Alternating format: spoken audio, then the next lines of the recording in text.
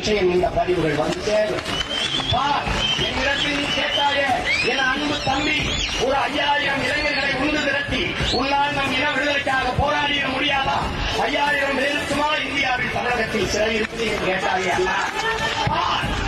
தமிழின விடுதலைக்காக, தன் தாயக உறவுகள், தன் தாய் தமிழ் உறவுகளின் விடுதலைக்காக எழுச்சி மிக்க மரத்தமிழர் கூட்டம் உன் பின்னே இருப்பதை பார்.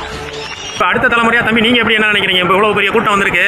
இப்போ 2009 நடந்ததுக்கப்புறம் இப்போ பெரிய மாநாடா பெரிய எழுச்சியாக இருக்குது, சொல்லுங்கள். எனக்கு ஒரு இப்போ 33 வயசு 34 வயசு ஆச்சுனே. சரி, நான் வந்து எனக்கு ஓட்டு உரிமை வரும்போது ஆரம்ப காலத்தில் வந்து அம்மாவுக்கு ஓட்டு போட்டேன். குடும்பமே ஏடிஎம்கே முதல் அம்மாவுக்கு ஓட்டு போட்டேன். அதுக்கடுத்து சீமானே 2009 ஈழ படுகொலை அடைஞ்சல.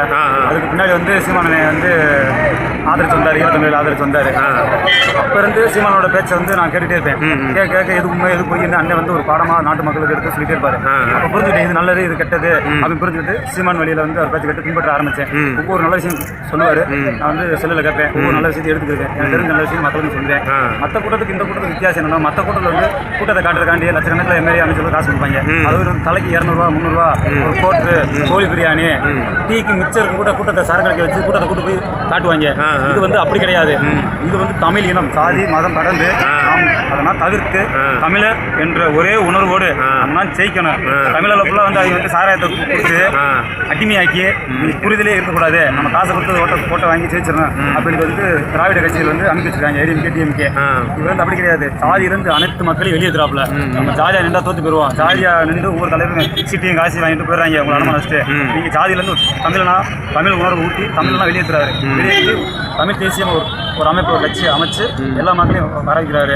இப்படி கூட்டமானதே ஒரு டீ மிக்சருக்கு கோட்டர் கோழிப்பர் எதுவும் இல்லாமல் மிகப்பெரிய தமிழ்நாட்டில் முழுக்கெல்லாம் இருந்து மக்கள் இன்று வந்து திருச்சி நோக்கி மாற்றத்தை விரும்பும் மக்களின் மாநாடு சீமான் அழைத்தார். இங்கே வந்திருக்கக்கூடிய ஒவ்வொரு வீரரும், அதாவது தமிழ் தேசிய தலைவர் நேரடி பிரபாரன் அவர் இராணுவ படை வீரர், ஒவ்வொருமே இராணுவ படை வீரர்.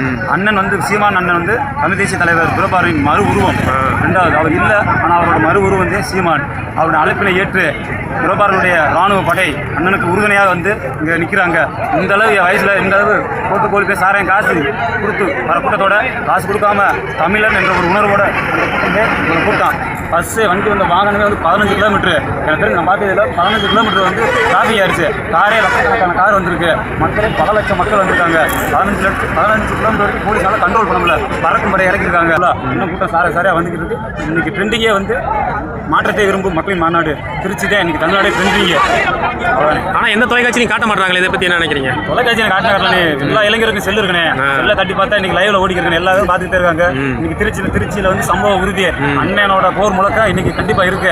எந்த அளவுக்கு பேசாத நீங்க பேசுவாரு. தமிழ்நாடே திரும்பி பாருங்க, தைரியமா போங்க. 2026 நம்மதான். இன்ன வரைக்கும் நீங்க சீமான் 2026 வரைக்கும் சீமான் ஒருவர் தான் பார்த்துருப்பீங்க. அவர் ஒரு ஆளவே திராவிட கட்சியினால சமாளிக்க முடியல.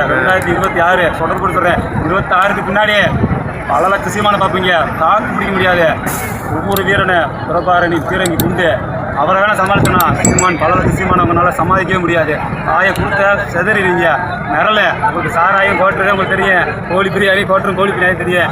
இந்த வாயை கொடுத்தா நீ தப்பவே முடியாது. கருத்துக்கு கருத்து, வாதத்துக்கு வாதம், கேள்விக்கு பதில் சொல்ல முடியாது. அவத்தோட கையில் எடுப்ப, ஆனால் அரசியல் பேச முடியாது. உன்னால தோத்து விடுவேன். புரியுதா? 2026 பின்னாடி புரட்சி நன்மை சொன்னார். இன்ன வரைக்கும் அமைதியாக இருந்தேன். நானும் வந்து ஆடு மாடு எல்லாமே வச்சிருக்கேன். நானும் ஆடு மாடு வச்சு கால் பண்ணி வச்சிருக்கேன். சொல்லும்போதே நான் யாரும் தெரியும். இருந்தாலும் நான் படிச்சது கம்மிதான். சரியா? இந்த அளவுக்கு எனக்கு அறிவு இல்லை. சீமான் நம்ம பேச்சை கேட்டு இன்னைக்கு எல்லா அறிவுமே நான் வளர்த்துக்கிட்டேன். இன்னைக்கு என்கிட்ட கொஞ்சம் வாங்கி கொடுத்தேன். சத்தியம் வேலி கொண்டு இன்னும் சீமான் நேரில் பார்க்கல. இவ்வளோ 3ஆம் முறை பார்க்க போகிறேன். அவர் நேரில் டிவி செல்லில் கூட பார்த்துருக்கேன். அவரோட படிப்போட அவர்கிட்ட பாடம் கற்றுக்கிட்டாரு. நாலேஜ் பயிர்ந்தால் கூட எனக்கு இந்த அளவுக்கு அறிவு வந்திருக்காது. அண்ணனோட பேச்சை கேட்டு அரசுலாம் என்ன, ஆடு மாடு எப்படி வளர்க்கணும், கோழி எப்படி வளர்க்கணும், இயற்கை எப்படி நேசிக்கணும், தண்ணியோட முக்கியத்துவம் எவ்வளோ, மரங்களின் முக்கியத்துவம் என்ன, இதெல்லாம் சொல்லி எல்லாத்தையும் முன்னோட்ட இவங்க கூட அப்படியே ஆப்போசிட்டாக பண்ணுறாங்க. தண்ணியோட தண்ணி அழைக்கிறாங்க, மரங்களை வெட்டிட்டாங்க, மலையை வெட்டிட்டாங்க. இந்த பூமி என்பது பிறப்புக்கும் எல்லா உயிருக்கும் அண்ணன் 2014 முதல் ஐடியில் போட்டு கொடுத்தாரு. பிறப்புக்கும் எல்லா உயிருக்கும் தான் பிறப்பால் பூமியில் பிறந்த அனைத்து உயிரினங்களும் சமம். இந்த மனிதர்கள் இல்லாமல், இந்த பூமியில் மனிதர்கள் இல்லாமல் விலங்குகள் உயிரினங்கள் அனைத்து வாழும். ஆனால் அனைத்து உயிரினம் விலங்குகள் இல்லாமல் மனிதர்கள் வாழ முடியாது. இப்போ இருக்க தற்கொலைகளுக்கு அது தெரியல. அரசியல் என்னன்னு பேசியிருக்காங்க. நம்ம பூமி வந்து மனிதருக்கு மட்டும் சொந்தம் கிடையாது, எல்லா உயிரினத்துக்கும் சொந்தம். நம்ம வந்து இப்போ தண்ணி எல்லாம் நம்ம வாங்கி கொடுத்துருவோம். விலங்குகள் எல்லாம் எங்கே போய் குடிக்கும்? நம்ம 1000 அடி போர் போட்டு தண்ணியை குடிச்சிருவோம். விலங்குகள் 1000 அடி போர் போட்டு, மரங்கள் 1000 அடி போர் போட்டு குடிக்குமா? இல்லை, எல்லாமே அழிஞ்சு வச்சு எல்லாத்தையும் அடிமையாக்கி அழிச்சிட்டோம். மற்ற இனங்கள் ஃபுல்லாக அழிஞ்சிருச்சு. மனித இனம் மட்டும் இருக்குது. அதையும் மற்ற எல்லாம் இருந்து அடிச்சுட்டோம்ல, ஆட்டோமேட்டிக்காக நம்மளா அழிச்சிருவோம். வளர்ச்சின்னு சொல்கிறாங்க. எது வளர்ச்சி?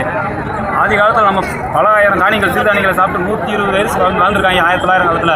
இன்று 120 வருஷம் வாழ்ந்த மனிதன் 30 வருஷம் நோய் வந்த பின்னாடி ஆஸ்பத்திரியாக வாழ்க்கை முடிஞ்சிருச்சு.